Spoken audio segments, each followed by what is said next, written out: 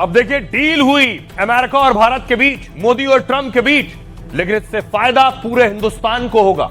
किन किन सामानों पर फायदा होगा, सबसे पहले आपको कानपुर लिए चलता हूं। डील के बाद कानपुर में व्यापारी कारोबारी एक दूसरे का मुंह मीठा करा रहे थे, रश में डूबे हुए थे। जिंदाबाद जिंदाबाद जिंदाबाद। धन्यवाद मोदी जी, आप भी लगा लो। बधाई हो बधाई हो बधाई हो। अमेरिकन टैरिफ घटने पर बधाई हो, बधाई हो बधाई हो। अमेरिकन टैरिफ घटने पर बधाई हो, नरेंद्र मोदी जी को बधाई हो, बधाई हो बधाई हो। अब देखिए जरा, क्या सस्ता होने जा रहा है और क्या महंगा होगा, क्या असर पड़ेगा।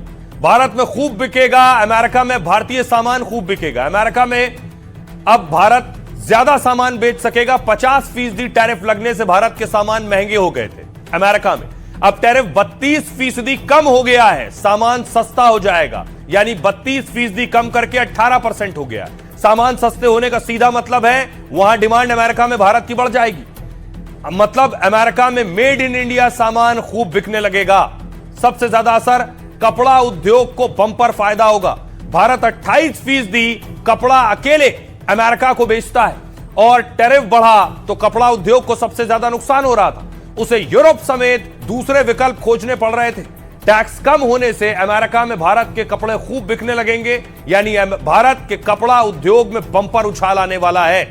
इसके अलावा इंजीनियरिंग और ऑटो पार्ट्स, भारत से काफी मशीनरी और ऑटो पार्ट्स अमेरिका जाते हैं। बीच में टैरिफ बढ़ने से हुआ क्या, कंपनियां घाटे में आ गई और अमेरिका से उनका ऑर्डर भी कम हुआ और आमदनी भी कम हो गई थी। लेकिन टैक्स घट गया तो कारोबार भी बढ़ेगा और मुनाफा भी बढ़ेगा। इसके अलावा देखिए जरा, ज्वेलरी सेक्टर में क्या होगा। भारत के हीरे, रत्न और आभूषण की अमेरिका में भारी मांग है। टैरिफ बढ़ा तो सूरत समेत कई शहरों को बड़ा घाटा झेलना पड़ा, लेकिन टैक्स घटा तो भारत के गहने अमेरिका में फिर खूब बिकने लगेंगे। यानी ज्वेलरी सेक्टर में भी बंपर फायदा हो सकता है। आईटी सेक्टर और नौकरी, आईटी सेक्टर के लिए भले सीधे कोई बड़ा ऐलान ना हुआ हो, लेकिन भारत के साथ अमेरिका के संबंध और बेहतर होंगे। इससे उसका सीधा असर आईटी और नौकरी पेशा लोगों पर पड़ेगा। जो भारतीय युवा अमेरिकी कंपनियों से दूर जा रहे थे अब तक, वो फिर अमेरिकी कंपनियों को तरजीह दे सकते हैं। अब सुनिए जरा, इस बड़ी डील के बाद क्या कह रहे हैं भारत के लोग और कारोबारी और व्यापारी। अमेरिका ने जो टैरिफ कम किया है उससे हमारे व्यापार को फिर से नई एक शिखर मिलेगी। राजकोट और सौराष्ट्र एमएसएमईज को काफी हद तक इससे बूम मिलने वाला है। आने वाले दिनों में निकास बढ़ सकती है। इसका इम्पैक्ट मार्केट पे पॉजिटिवली आएगा, लॉन्ग टर्म में भी अच्छा रहेगा। ये एक सेंटीमेंट पॉइंट ऑफ व्यू से बहुत ही बड़ा पॉजिटिव है, क्योंकि हम सिर्फ 18% पे अभी आ जाएंगे। दूसरे कंट्री के मुकाबले हमारा थोड़ा सा कम रेट है। खास करके लेदर इंडस्ट्रीज को बहुत ज्यादा बेनिफिट मिलेगा, जो हमारे कारोबार बंद हो चुके थे। टैरिफ 18% कर दिया गया। इससे निश्चित रूप से जहाँ पर हम खड़े हैं इस बाजार में, रेडीमेड होजरी की इंडस्ट्री, लेदर इंडस्ट्री, ये कानपुर की इंडस्ट्री, पूरे देश को लाभ होगा। अच्छा है, बेहतर रहेगा और अब जो कस्टमर छूटे उनको दोबारा से अपने साथ जोड़ने की कोशिश की जाएगी। अब देखिए जरा, वहां पाकिस्तान की संसद में इस डील पर वाह हो रहा है। यहां कारोबारी मिठाई बांट रहे हैं, लेकिन आज संसद में बवाल हो रहा था इस डील पर। यह तस्वीर आप देख रहे हैं, यह तस्वीर जिसमें राहुल गांधी आपको नजर आ रहे हैं। राहुल गांधी प्रोटेस्ट कर रहे हैं और राहुल गांधी के अलावा देखिए बाकी सांसद प्रोटेस्ट कर रहे हैं। यह संसद में प्रोटेस्ट हो रहा था, लेकिन आखिर सांसद प्रोटेस्ट क्यों कर रहे थे और क्या कह रहे हैं। राहुल गांधी ने कहा, पीएम मोदी ने ट्रेड डील में देश बेच दिया है। मोदी घबराए हुए हैं, उन पर भयंकर दबाव है और दबाव में उन्होंने समझौता कर लिया है। पीयूष गोयल ने कहा, राहुल को मिर्ची लग गई है, वो नकारात्मकता के प्रतीक हैं, इसलिए बेवजह डील को लेकर गुमराह कर रहे हैं। हमने देश के हितों को प्राथमिकता दी है। अमेरिका से भारत को मजबूत करने वाली डील हुई है। दोस्ती के आधार पर पीएम मोदी ने डील कराई है। अब देखिए, जयराम रमेश कह रहे हैं, वॉशिंगटन में मोगेम्बो खुश हुआ है, लगता है पीएम मोदी ने हार मान ली है। पाकिस्तान ने सीजफायर की तरह ट्रेड डील का ऐलान ट्रंप की ओर से किया गया है। क्या सरकार रूस का साथ छोड़ने पर राजी हो गई है। किरण रिजिजू ने कहा, अमेरिका से ट्रेड डील ऐतिहासिक कदम है। बड़े बड़े देश भारत के साझेदार बनना चाहते हैं। 39 विकसित देशों ने व्यापारिक समझौता किया है। दुनिया भर में भारत की पहचान और कद बढ़ गया है। अखिलेश यादव कह रहे हैं, मोदी सरकार ने किसानों के साथ धोखा किया है। बीजेपी वाले पहले भी विदेशियों के एजेंट थे और आज भी हैं। जेपी नड्डा कह रहे हैं, कांग्रेस को अच्छे काम में भी सिर्फ बुराई दिखती है। ट्रंप ने टैरिफ लगाया तब विपक्ष कह रहा था सरकार कहां है। ट्रंप ने टैरिफ घटा दिया तब भी विपक्ष को दिक्कत है।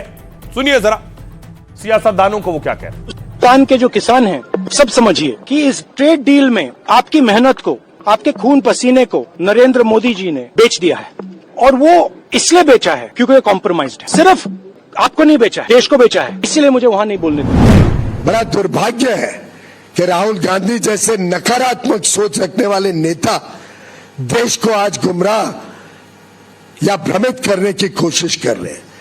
मैं घोर निंदा करता हूं राहुल गांधी जी की। झूठ और फरेब के नाम पे वो लोगों को गुमराह करना चाहते हैं। उनको देश की तरक्की से कोई लेना देना नहीं। अमेरिका से डील कर ली, बोलो आपकी थाली में विदेशी जमाना होगा। सोचो स्वदेशी कहने वाले कहां है? एयर कंडीशन में बैठे क्या? कितना बड़ा भ्रष्टाचार है। स्वदेशी का नारा देने वाले लोग तो ये देश को ही जाने किस दिशा में ले जा रहे हैं। प्रधानमंत्री मोदी जी की अगुवाई में भारत दुनिया की एक बड़ी आर्थिक ताकत बन रहा है और दुनिया भारत से जुड़ना चाहती है। दुनिया भारत से आर्थिक रिश्ते बनाना चाहती है। ये इसका कारण है। तो मोदी जी के नेतृत्व का अभिनंदन। ये जो ट्रंप और मोदी के बीच में डील हुआ है वो कायरपना है। हम झुक चुके हैं। हमारी सरकार जो करना चाहती है, जो ट्रंप करना चाहता है, उसको एक गुलाम जैसे करती है। और हमारे कृषक और श्रमिक, किसान श्रमिक, उन सबको बहुत बड़ा धक्का लगने वाला है। भारत अमेरिका ट्रेड डील का डिटेल आपको मालूम नहीं है। आप गुमराह करने के लिए काहे को ये बोल रहे हैं कि किसानों को नुकसान हो रहा है? ये कांग्रेस पार्टी झूठ फैलाने का आदत छोड़ देना चाहिए। अब देखिए जरा, डील हो गई लेकिन विपक्ष सवाल उठा रहा है। वो कह रहा है डील नहीं हुई। आपने सुना मणिशंकर अय्यर को जो कह रहे हैं सरकार झुक गई है। कितना सच है, कितना झूठ है, कितनी हकीकत और फसाना। पार्लियामेंट में देखिए पेपर उछाले जा रहे थे, हंगामा इस कदर होने लगा संसद के अंदर।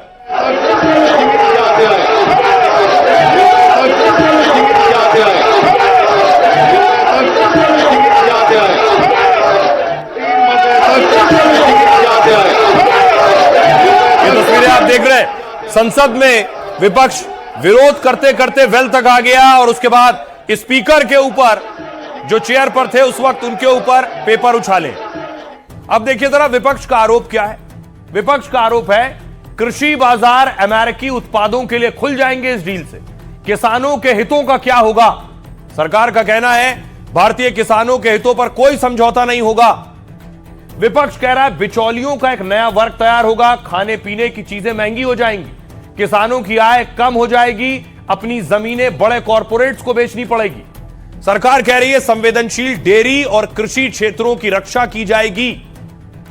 विपक्ष का आरोप है क्या अमेरिका यह तय कर रहा है कि हम किससे तेल खरीदेंगे? सरकार ने कहा वेनेजुएला पर जब पाबंदी थी भारत ने वहां से तेल नहीं खरीदा है, अब पाबंदी हट चुकी है इसलिए बाजार भाव के आधार पर ही खरीद होगी। विपक्ष कह रहा है अमेरिका से ज्यादा सामान खरीदा जाएगा तो मेक इन इंडिया का क्या होगा? सरकार कह रही है यह डील भारत के बाजार और विदेश से कारोबार को मजबूत करने वाली। विपक्ष का कहना है अमेरिका भारत को अपने मन मुताबिक तेल खरीदने पर मजबूर कर रहा है। सरकार का कहना है तेल खरीद में भी देश को प्राथमिकता दी जाएगी, जहां से तेल सस्ता मिलेगा, यानी तेल खरीद भी बाजार मूल्य के हिसाब से तय होगा। विपक्ष का आरोप है कि ट्रेड डील में मोदी सरकार रूस का साथ छोड़ने पर राजी हो गई है। सरकार का जवाब है सरकार ने कहीं भी रूस से तेल खरीद बंद करने की बात नहीं की है।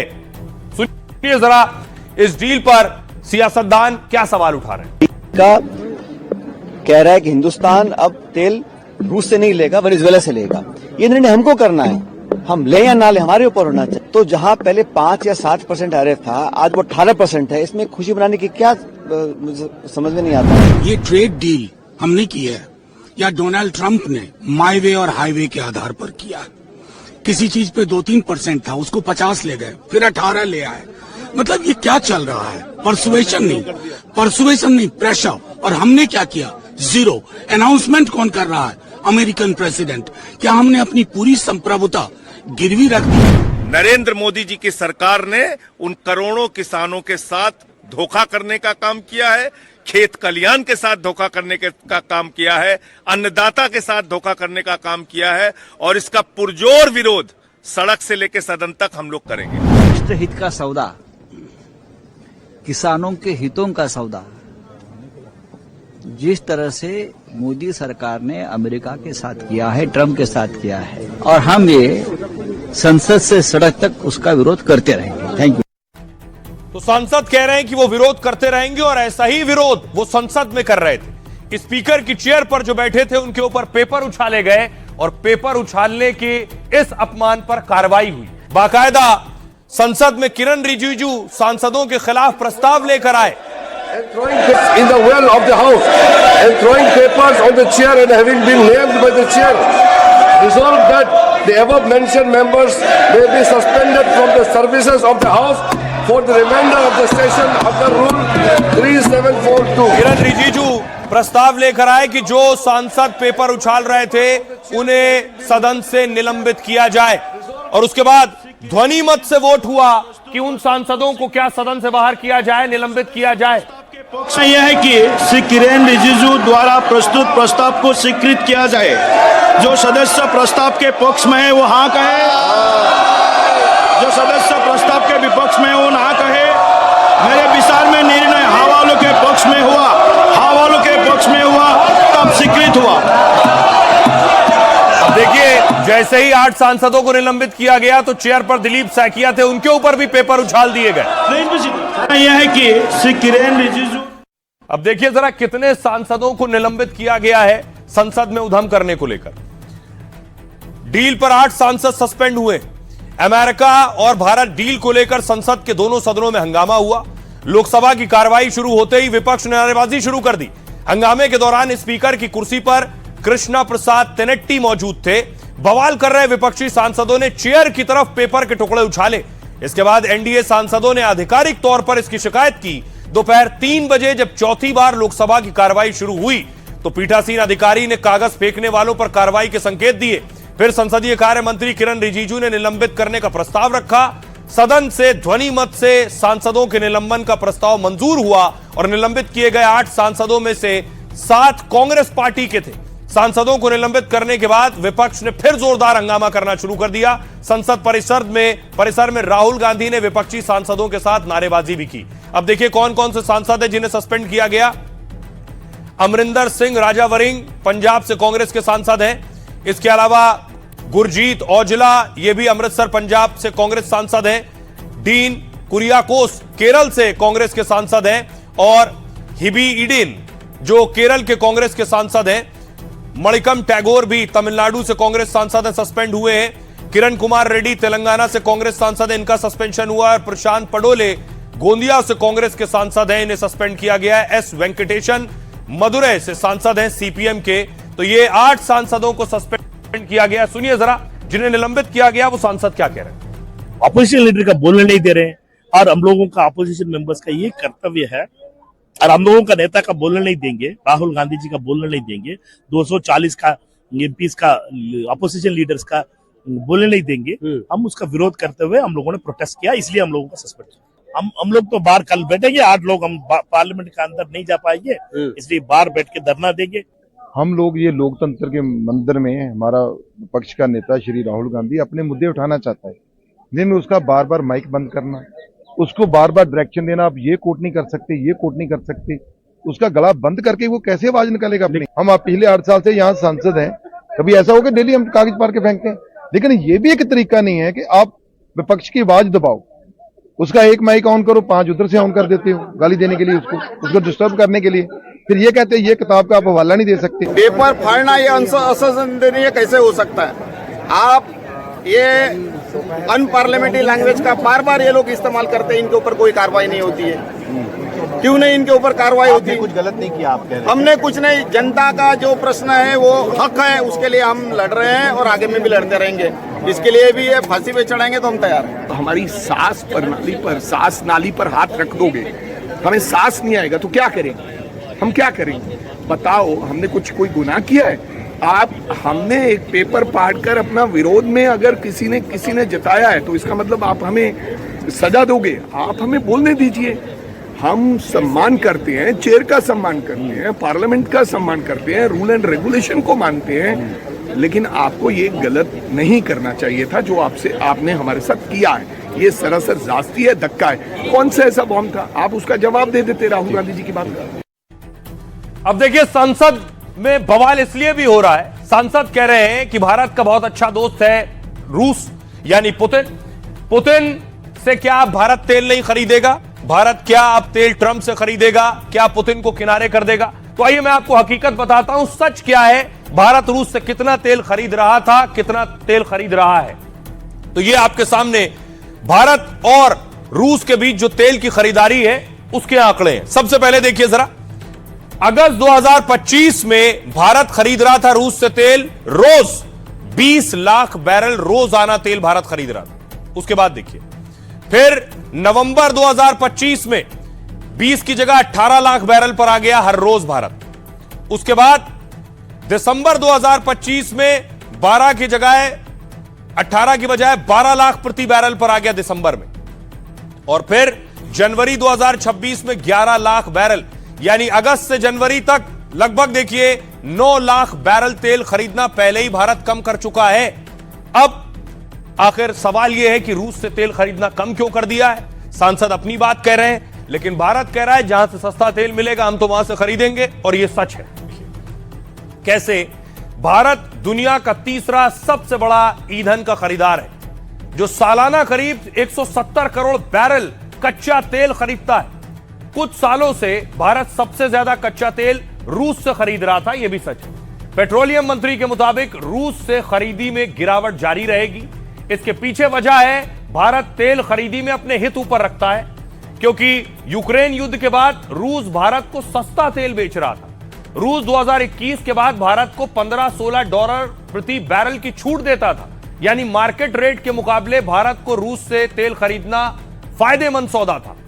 तभी 2021 से पहले भारत की रूस से तेल खरीदी सोचिए 0.2% थी सिर्फ, यानी रूस यूक्रेन युद्ध से पहले भारत रूस से सिर्फ 0.2% तेल खरीदता था। लेकिन जब जंग शुरू हुई तो रूस पर सैंक्शन प्रतिबंध लग गए और रूस से लोगों ने तेल खरीदना कम कर दिया। रूस ने सस्ते दामों पर तेल बेचना शुरू किया, तो भारत ने अपने हितों को आगे रखते हुए रूस से 35 से 40% तेल खरीदना शुरू कर दिया, क्योंकि फायदा होता था और देश में तेल के दाम भी नहीं बढ़ रहे थे। मगर फिर कच्चे तेल के दाम गिरकर $60 से $65 प्रति बैरल आ गए।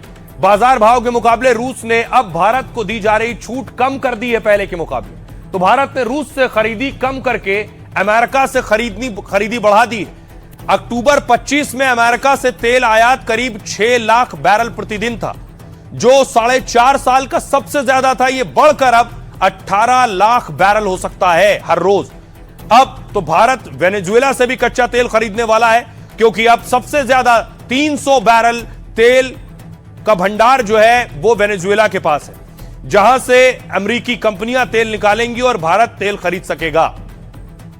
सुनिए जरा क्या कुछ कह रहे हैं सियासतदान इस पर। कोई न कोई इसमें हिडन एजेंडा जरूर होगा।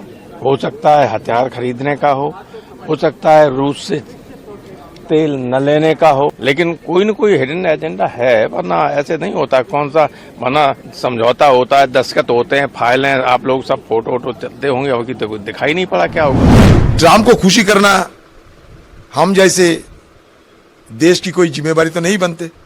हम अपना स्वार्थ देखेंगे। अगर वेनेजुएला से तेल आयात करते हुए हिंदुस्तान के आम लोगों को सस्ते में अगर तेल आपूर्ति हो तो अलग बात है, लेकिन तेल कंपनियां और हिंदुस्तान की सरकार ये तो नहीं कहते कि मैं वेनेजुएला से सस्ते में तेल खरीदते, क्योंकि अमेरिका ये कह रहे हैं, इसलिए हिंदुस्तानियों आप लोगों को भी सस्ते में तेल मुहैया किया जाएंगे। तो प्रधानमंत्री मोदी और ट्रंप के बीच बातचीत के बाद ट्रंप की आज पहली तस्वीर आई व्हाइट हाउस से।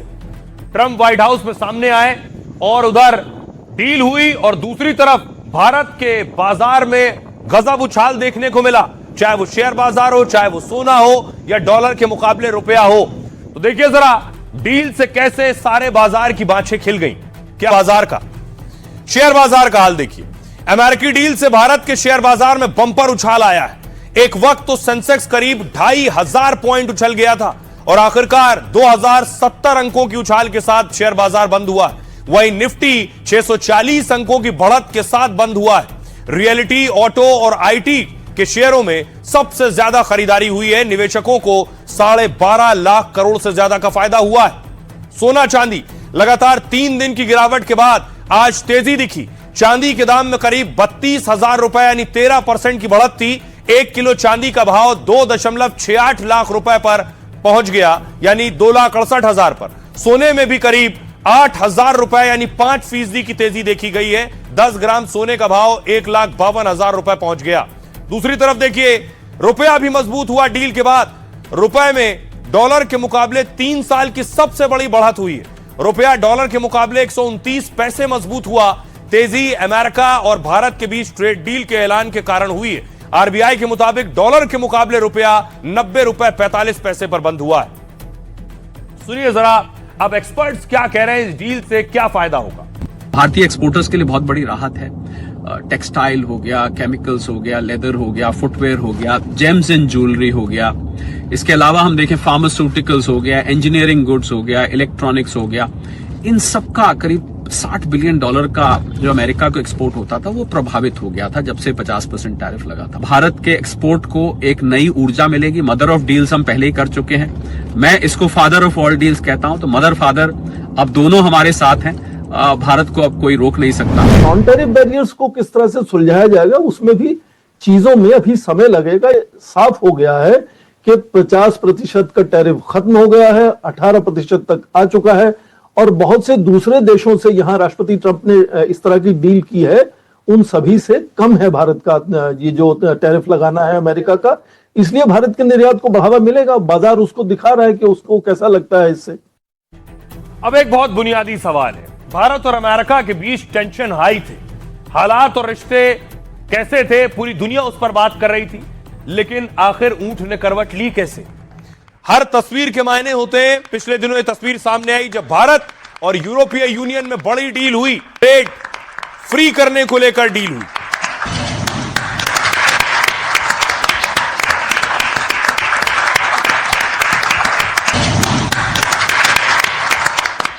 अब देखिए कैसे नरम पड़े ट्रंप। बात यह है, भारत यूएस के बीच ट्रेड डील पर बातचीत काफी वक्त से दरअसल चल रही थी।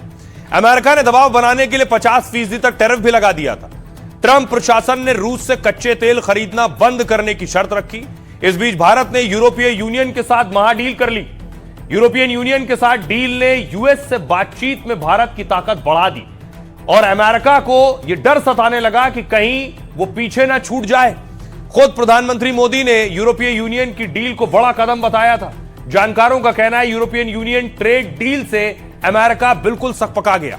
अमेरिका को लगने लगा कि डील नहीं हुई तो आर्थिक नुकसान होगा। भारत जैसी अर्थव्यवस्था से डील ट्रंप का राजनीतिक फायदा भी था।